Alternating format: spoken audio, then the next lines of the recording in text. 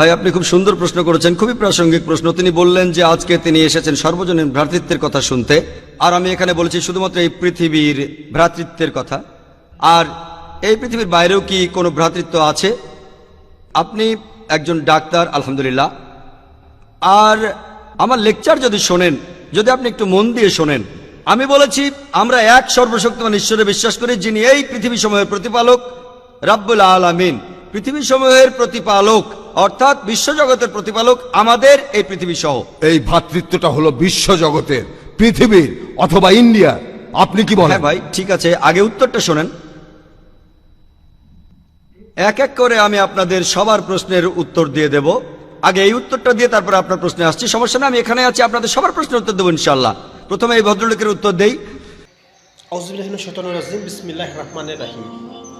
আমার শ্রদ্ধ গুরুজন এবং আমার প্রিয় ছোট ও বড় ভাই ও বোনেরা, যেখান থেকে আমার ভিডিওটা দেখছেন, সকলকে আসসালামু আলাইকুম রাহমাতুল্লাহি ওয়া বারাকাতুহু। আমার জন্য দোয়া করবেন, আমি যেন আরও বেশি বেশি করে সহিহ হাদিস এবং কোরআনের কথা ভিডিওর মাধ্যমে আপনাদের সামনে তুলে ধরতে পারি। তিনি যে প্রশ্ন করেছেন সেটার উত্তর আগে দেই। তিনি আমার কাছে ভ্রাতৃত্ব সম্পর্কে জানতে চেয়েছেন, আর সর্বজনীন ভ্রাতৃত্ব শুধুমাত্র এই পৃথিবীর ভ্রাতৃত্বকেই বোঝায় না। আর পবিত্র কোরআনের কথা অনুযায়ী সূরা আল সূরার 29 নম্বর আয়াতে উল্লেখ আছে যে আল্লাহ সুবহানাহু ওয়া তাআলা এই আকাশমণ্ডলী আর পৃথিবী সৃষ্টি করেছেন, আর সেখানে জীবজন্তু ছড়িয়ে দিয়েছেন। তার অর্থ পবিত্র কোরআন বলছে যে এই পৃথিবী ছাড়াও এই বিশ্বজগতে অনেক প্রাণী আছে। পৃথিবী ছাড়া অন্য গ্রহেও প্রাণী আছে। বিজ্ঞান এখনো এটা প্রমাণ করতে পারেনি যে পৃথিবীর বাইরেও আরো জীবন আছে। আপনারা জানেন যে বিজ্ঞানীরা এখন রকেট, স্যাটেলাইট, আরো কত কিছু এগুলো পাঠিয়ে দেখছে যে কোথাও প্রাণী আছে কিনা। এখনো প্রমাণিত হয়নি। বিজ্ঞান বলছে এটার সম্ভাবনাই বেশি। তবে কোরআন বলছে এই পৃথিবীর বাইরেও প্রাণ আছে। আমরাও এটা বিশ্বাস করি। সর্বজনীন ভ্রাতৃত্ব শুধুমাত্র এই পৃথিবীর জন্য নয়, এটা অন্যান্য সমস্ত পৃথিবীর জন্য। আর আপনি ঠিকই বলেছেন, এই ভ্রাতৃত্ব ইন্ডিয়ার জন্য, পুরো পৃথিবীর জন্য। আর এই ভ্রাতৃত্ব বজায় রাখার জন্য যদি আমার লেকচার শুনে থাকেন, তাহলে সেগুলো আমি বলবো না। আমাদের কিছু নৈতিকতা থাকা উচিত, যে কোনো একজন মানুষ অন্য কোনো মানুষকে খুন করবে না, সে ডাকাতি করবে না, সে দান খয়রাত করবে, প্রতিবেশীদের ভালোবাসবে, কারো পেছনে নিন্দা করবে না। সে খেয়াল রাখবে যখন সে ভরপেটে থাকে তখন যেন তার প্রতিবেশীও ভরপেটে থাকে। সে খেয়াল রাখবে সে যেন মদ পান না করে। মাদকদ্রব্য সর্বজনীন ভ্রাতৃত্বকে ছড়ানোর পথে একটা বাধা। পেছন থেকে নিন্দা করবে না, সে কারো নিন্দা করবে না। আর এভাবে কাজ করলে সর্বজনীন ভ্রাতৃত্ব শুধুমাত্র ইন্ডিয়ায় নয়, শুধু এই পৃথিবীতে নয়, পুরো বিশ্বজগতে বিরাজ করবে। হতে পারে যে আপনি আমার পুরো লেকচার মন দিয়ে শোনেননি। আমার লেকচার আলহামদুলিল্লাহ এই বিষয়টার উপরই ছিল সেটা। আর এখানে আমি ইন্ডিয়া, আমেরিকা, এই পৃথিবী আর পুরো বিশ্বজগতের কথা বলেছি। আর এটা শুধু তখনই বিরাজ করবে যদি সব ধর্মের অনুসারীরা বিশ্বাস করা শুরু করে যে সৃষ্টিকর্তা, পুরো মানবজাতির স্রষ্টা, সকল প্রাণীর স্রষ্টা, হোক সেটা ইন্ডিয়ায়, হোক আমেরিকায় অথবা পৃথিবীর বাইরে, আমাদের সৃষ্টিকর্তা কেবলমাত্র একজনই। আর প্রত্যেকটা ধর্মেই আসলে বলে থাকে একজন সৃষ্টিকর্তার কথা, যেটা আমি আগেই খুলে বলেছি। ঈশ্বরের ধারণা সম্পর্কে বিস্তারিত জানার জন্য আমি একটা লেকচার দিয়েছি। প্রধান ধর্মগুলোতে ঈশ্বরের ধারণা, এখানে অন্যান্য ধর্মে ঈশ্বরের ধারণা সম্পর্কে বিস্তারিত বলা হয়েছে, যেমন শিখ ধর্ম আর পার্সি ধর্ম ইত্যাদি। এখানে বিস্তারিত বলা আছে। যদি আপনি আরো বিস্তারিত জানতে চান কিভাবে ভ্রাতৃত্ব বজায় থাকবে, আপনারা আমার এই ভিডিও ক্যাসেটটা কিনে নিয়ে গিয়ে দেখতে পারেন। এই ক্যাসেটটা বাইরে যে কোনো ভিডিও দোকানে পাবেন। আমার প্রথম প্রশ্নটা হলো, সর্বজনীন ভ্রাতৃত্বের নাম দিয়ে আপনি ইসলাম ধর্মের বিজ্ঞাপন দিচ্ছেন, আর এর উপর ভিত্তি করে দয়া করে পরিষ্কার করে বলবেন এই সর্বজনীন ভ্রাতৃত্ব এটা আসলে কি? যদি আপনি সর্বজনীন ভ্রাতৃত্বের কথা বলেন, তখন আপনাকে সব মানুষের ভ্রাতৃত্ব মেনে নিতে হবে, হোক সে মুসলিম অর্থাৎ ইসলাম ধর্মের অনুসারী, অথবা অমুসলিম যাদেরকে আপনি কাফের বললেন। এখানে আপনি বলতে পারতেন মুসলমান ভ্রাতৃত্ব, তাহলে ঠিক হতো। ভাই, আপনি বললেন যে সর্বজনীন ভ্রাতৃত্বের নামে আমি ইসলামের বিজ্ঞাপন দিচ্ছি। মনে করুন আমি সবচেয়ে ভালো কাপড়টার মার্কেটিং করছি। ধরেন রেমন্ডের কাপড় সবচেয়ে ভালো, তাহলে তো আমি রেমন্ড সম্পর্কে ভালো কথাই বলবো, যদি রেমন্ড সবচেয়ে ভালো হয়। যাই হোক, আমার কোনো রেমন্ডের কাপড় নেই, এটা একটা উদাহরণ। আমি রেমন্ডের কোনো ডিলার নই, কিন্তু যদি রেমন্ডের কাপড়টা ভালো হয় আর যদি ভালো কাপড় নিয়ে কথা হয়, তখন আমি রেমন্ডের কথাই বলবো। ধরুন আমি কথা বলছি এই পৃথিবীর সেরা ডাক্তার নিয়ে, এই পৃথিবীর, আর সেখানে একজন ডাক্তারের নাম XYZ, তিনি সেরা ডাক্তার হলে আমি সে কথা বলবো। হ্যাঁ, তাই একইভাবে সর্বজনীন ভ্রাতৃত্ব আমি আগেও বলেছি ইসলাম সর্বজনীন ভ্রাতৃত্বের কথা বলে আর এটা অর্জনের উপায়ও বলে দেয়। আপনার প্রশ্ন ছিল সর্বজনীন ভ্রাতৃত্বে একজন মুসলিম কোনো অমুসলিমকে ভাই বলতে পারে কিনা, নাকি মুসলিমরাই ভাই ভাই? ইসলামের সর্বজনীন ভ্রাতৃত্বে পৃথিবীর সব মানুষই আমাদের ভাই, এ কথাটা আমি পরিষ্কারভাবে বলেছি। আমি শব্দ নিয়ে খেলা করছি না, পরিষ্কার বলেছি। তবে হতে পারে যে আপনি খেয়াল করেননি, পবিত্র কোরআনে সূরা হুজুরাতের 13 নম্বর আয়াতে উল্লেখ আছে যে يا أيها الناس إنا خلقناكم من ذكر وأنثى وجعلناكم شعوبا وقبائل لتعارفوا إن أكرمكم عند الله أتقاكم إن الله عليم خبير। অর্থাৎ হে মানুষ, আমি তোমাদেরকে সৃষ্টি করিয়াছি একজন পুরুষ ও একজন নারী হইতে, আর তোমাদেরকে বিভক্ত করিয়াছি বিভিন্ন জাতি গোত্রে, যাহাতে তোমরা অপরের সহিত পরিচিত হইতে পারো, এজন্য নয় যে অন্যকে ঘৃণা করিবে। আর তোমাদের মধ্যে আল্লাহর নিকট সেই ব্যক্তি মর্যাদা সম্পন্ন অধিক যে তোমাদের মধ্যে অধিক মুত্তাকি, যে অধিক ন্যায়পরায়ণ, যে অধিক ধার্মিক, যে আল্লাহকে মেনে চলে। তাহলে এই ব্যক্তিই হবে আল্লাহর কাছে অধিক মর্যাদা সম্পন্ন। ধরুন আমার দুজন ভাই, একজন খুব ভালো মানুষ, আসলে আমার ভাই মাত্র একজন, তবে ধরুন আমার দুজন ভাই, একজন মেডিকেল ডাক্তার, এই ভাইয়ের মতো যে মানুষের বিভিন্ন অসুখ সারায়, আর অন্যজন হলো মাতাল ধর্ষক। দুজনই আমার ভাই। এদের মধ্যে কে ভালো ভাই?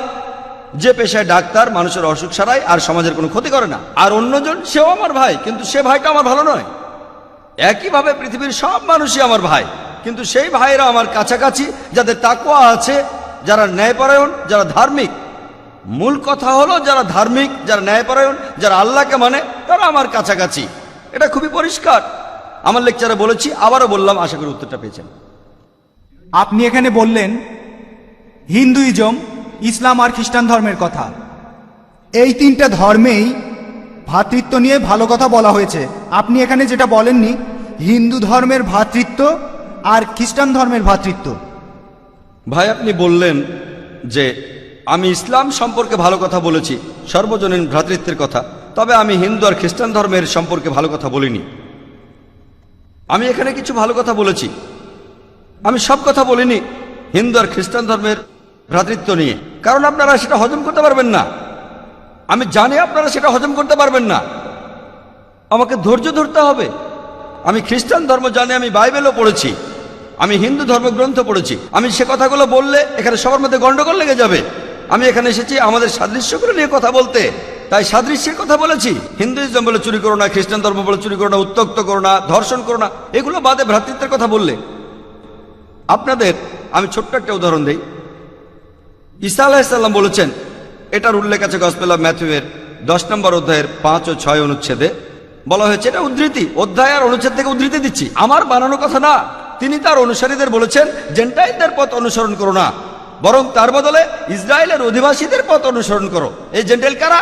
ইহুদি না, হিন্দু, খ্রিস্টান, আর আমরা হলাম জেন্টাইল। শুকরের পথ অনুসরণ করো না, তিনি আমাদের শুকর বলেছেন। আমি কি এখানে সে কথা বলবো? ঈসা আলাইহিস সালাম বলেছেন, গসপেল অফ ম্যাথিউয়ের 15 নম্বর অধ্যায়ের 24 নম্বর অনুচ্ছেদে আছে, তিনি বলেছেন, আমি এই পৃথিবীতে এসেছি শুধুমাত্র ইসরায়েলের অধিবাসীদের জন্য। আমি এখানে বাইবেল থেকে উদ্ধৃতি দিচ্ছি, তার অর্থ এই ধর্মটা শুধুমাত্র ইহুদিদের জন্য, এটা পুরো বিশ্বের জন্য নয়। পৃথিবীর অনেক ধর্মই মানুষকে সন্ন্যাসব্রত শেখায়, সন্ন্যাসীর জীবন। যদি ঈশ্বরের কাছে যেতে চান, এই পৃথিবীকে পরিত্যাগ করতে হবে, পৃথিবীর জীবনকে পরিত্যাগ করতে হবে। বেশিরভাগ ধর্ম এই কথা বলে, হিন্দুইজম বলে, খ্রিস্টান ধর্ম বলে, ঈশ্বরের কাছে যেতে হলে পৃথিবীকে ত্যাগ করতে হবে। পবিত্র কোরআনের মধ্যে সূরা হাদীদের 27 নম্বর আয়াতে উল্লেখ আছে যে ইসলাম সন্ন্যাসবাদের বিরুদ্ধে। সন্ন্যাসবাদকে কোনো অনুমতি দেওয়া হয়নি ইসলামে। প্রিয় নবী বলেছেন সন্ন্যাসব্রত চলবে না। এটার উল্লেখ আছে সহিহ বুখারীর 7ম খণ্ডে, বুক অফ নিকাহ 3য় অধ্যায়ের 4 নম্বর হাদিসে। হে যুবক যুবতী, যাদের বিয়ে করার সামর্থ্য আছে অবশ্যই বিয়ে করবে, হাদিসে কথা বলছে। যদি কথা মেনে নেই, পৃথিবীকে পরিত্যাগ করলে আপনি ঈশ্বরের কাছাকাছি যাবেন। আর যদি সব মানুষই আজ থেকে পৃথিবী পরিত্যাগ করে, তাহলে আগামী 100 বা 150 বছরের মধ্যে এই পৃথিবীতে একজন মানব সন্তান আর জীবিত থাকবে না। যদি পৃথিবীর সব মানুষের নিয়ম মেনে চলে, সর্বজনীন ভ্রাতৃত্ব কোথায় থাকবে? সেজন্য ভাই, আমি এখানে শুধু ভালো কথাগুলোই বলছি। যদি আপনারা অন্য ধর্ম সম্পর্কে জানতে চান, এটা আমার কাজ, আমি সত্যি কথাই বলবো। পবিত্র কোরআনে সূরা ইসরার 81 নম্বর আয়াতে উল্লেখ আছে, وقل جاء الحق وزهق الباطل إن الباطل كان زهوقا। যখন সত্য আসিয়াছে তখন মিথ্যা বিলুপ্ত হইয়াছে, কারণ মিথ্যা তার প্রাকৃতিক কারণে বিলুপ্ত হইবে। আশা করি উত্তরটা পেয়েছেন। আমার নাম মাধব ফাড়কে। আপনি আপনার লেকচারে বললেন যে ঈশ্বর হলেন, আল্লাহ হলেন নিরাকার, প্রতিমূর্তি ছাড়া। হিন্দু ধর্মেও একই কথা আছে। কিন্তু তাহলে মুসলমানরা হজ করার সময় তাদের তীর্থস্থানকে কেন পূজা করে? কেন তারা কাবা ঘরকে উপাসনা করে? ভাই, আপনি খুব সুন্দর একটা প্রশ্ন করেছেন যে যখন ইসলামে ঈশ্বরের কোনো প্রতিকৃতি নেই, আল্লাহ সুবহানাহু ওয়া তাআলার কোনো আকার নেই, তাহলে মুসলমানরা কেন তীর্থস্থানকে পুজো করে? সেটা হলো কাবা শরীফ হজ করার সময়। ভাই, এটা একটা ভুল ধারণা। কোনো মুসলিম কখনোই কাবাকে পুজো করে না। এটা ভুল ধারণা অমুসলিমদের মধ্যে যে মুসলমানরা কাবা শরীফকে পুজো করে। আমরা কেউ কাবা শরীফকে পুজো করি না। আমরা পুজো করি একমাত্র আল্লাহ সুবহানাহু ওয়া তাআলাকে। তাকে আমরা পৃথিবীতে দেখতে পাই না। আমরা যেটা বলি যে কাবা শরীফ হলো আমাদের কেবলা। কেবলা একটা আরবি শব্দ যার অর্থ হলো একটা দিক। কাবা হলো আমাদের কেবলা, কারণ আমরা মুসলিমরা একতায় বিশ্বাস করি, সব সময় একতা। যেমন ধরুন, আপনি যখন প্রার্থনা করছেন আল্লাহ সুবহানাহু ওয়া তাআলার কাছে, যখন সালাহ আদায় করেন, কেউ হয়তো বলবে উত্তর দিকে মুখ করে দাঁড়ায়, কেউ বলবে দক্ষিণ দিকে মুখ করে দাঁড়ায়, কেউ হয়তো বলবে পূর্ব দিকে, কেউ বলবে পশ্চিম দিকে। কোন দিকে দাঁড়াবো? আমরা একতায় বিশ্বাস করি। আর এই একতার জন্য পুরো পৃথিবীর সমস্ত মুসলমান আমাদেরকে নির্দেশ দেওয়া হয়েছে যে কিবলার দিকে মুখ করে দাঁড়াতে হবে। এটা পুজো করা হচ্ছে না, এটা একটা দিক। আর প্রথম যারা পৃথিবীর ম্যাপ এঁকেছিল তারা ছিল মুসলমান। মুসলমান যখন পৃথিবীর ম্যাপ এঁকেছিল, সেখানে দক্ষিণ মেরু ছিল উপরে, উত্তর মেরু নিচে, আর কাবা ছিল একেবারে কেন্দ্রে। পরে পশ্চিমারা আঁকলো, তারা ম্যাপটাকে উল্টে দিল, উত্তর মেরু উপরে, দক্ষিণ মেরু নিচে। আলহামদুলিল্লাহ, কাবা এখনো সেই কেন্দ্রেই আছে, মক্কা এখনো কেন্দ্রে। আর মক্কাকে কেন্দ্রে রেখে পৃথিবীর যে কোনো জায়গার যে কোনো মুসলমান যদি সে উত্তর দিকে থাকে কাবা শরীফের, তাহলে দক্ষিণে ফিরে দাঁড়াবে। আর যদি সে কাবা শরীফের দক্ষিণে থাকে তাহলে উত্তর দিকে ফিরে দাঁড়াবে। সারা পৃথিবীর সমস্ত মুসলমান একদিকে মুখ করে দাঁড়ায়। কাবা শরীফ আমাদের কেবলা বা দিক। মুসলমানরা একে পুজো করে না। আর যখন আমরা হজে যাই, হজ পালন করি, আমরা কাবার চারপাশে প্রদক্ষিণ করি। আমরা কাবার চারপাশে প্রদক্ষিণ করি কারণ সবাই জানে যে সব বৃত্তেরই মাত্র একটাই কেন্দ্র আছে। তাই আমরা কাবার চারপাশে প্রদক্ষিণ করি আর সাক্ষ্য দেই কেবলমাত্র একজন ঈশ্বর। আমরা কাবাকে পুজো করি না। আর ইসলাম ধর্মের দ্বিতীয় খলিফা হযরত ওমর রাদিয়াল্লাহু তাআলা আনহু তিনি বলেছেন, এটার উল্লেখ আছে সহিহ মুসলিমে, বুক অফ হজের দ্বিতীয় খণ্ডে। হযরত ওমর রাদিয়াল্লাহু তাআলা আনহু বলেছেন যে আমি কালো পাথরকে চুমু দেই, অর্থাৎ আল হাজরে আসওয়াদ, শুধুমাত্র এই কারণে যে আমাদের নবীজি চুমু দিয়েছিলেন। তা না হলে এই কালো পাথর আমাদের কোনো ক্ষতি করবে না, কোনো উপকারও করবে না। ইসলাম ধর্মের দ্বিতীয় খলিফা হযরত ওমর রাদিয়াল্লাহু তাআলা আনহু তিনি একথা নিশ্চিত করে বলেছেন যে কোনো মুসলিমই কালো পাথরকে পুজো করে না। এটা আমাদের কোনো ক্ষতি করবে না, আবার কোনো উপকারও করবে না। আর আরেকটা দৃষ্টান্ত আছে যে আমাদের নবীজির সময়ে সাহাবাগণ, নবীজির সঙ্গী সাথীরা, তারা এমনকি কাবার উপরে দাঁড়িয়ে আজান দিয়েছেন। আজান হলো আহ্বান সালার জন্য। লোকে একসময় কাবার উপর দাঁড়িয়ে আজান দিয়েছে। আপনাদের প্রশ্ন করি, কোন মূর্তি পূজারী কি তার পূজনীয় মূর্তির উপর কখনো দাঁড়ায়? এভাবে আমরা প্রমাণ করতে পারি কোন মুসলিম কখনোই কাবাকে পুজো করেনি। কাবা আমাদের কেবলা, আর আমরা উপাসনা করি একমাত্র আল্লাহ সুবহানাহু ওয়া তাআলার, যাকে আমরা দেখতে পাই না। আশা করি উত্তরটা পেয়েছেন।